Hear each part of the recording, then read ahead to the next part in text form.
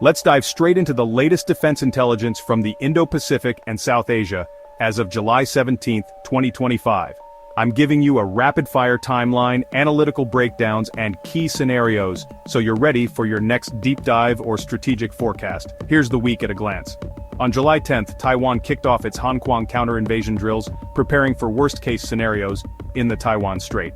Fast forward to July 15th, the USS Vinson carrier strike group entered the South China Sea, putting a major US deterrent right where tensions are spiking.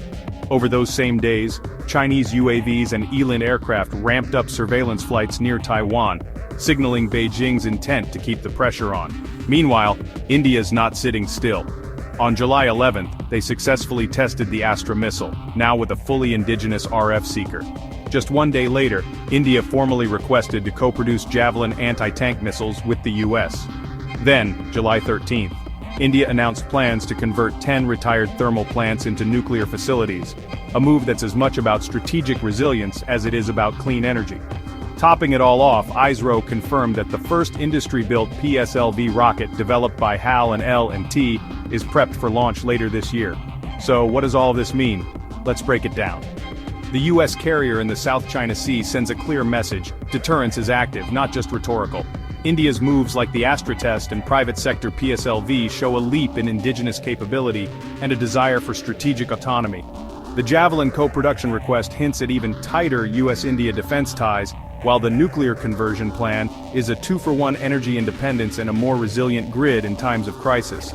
On the flip side, Taiwan remains exposed to Chinese aerial incursions, and India's own long-range strike ambitions like the Yulra bomber are still years from reality. Regulatory and environmental hurdles could slow down India's nuclear pivot, and every new drone flight near Taiwan increases the risk of a dangerous miscalculation. Looking ahead, I see three major scenarios. 1. The USS Vinson's presence catalyzes more joint drills with partners like Japan and the Philippines, building a tighter regional deterrent net. 2. India's push for defense co-production and privatized space launches could make it a top exporter and a resilient actor in future crises. 3.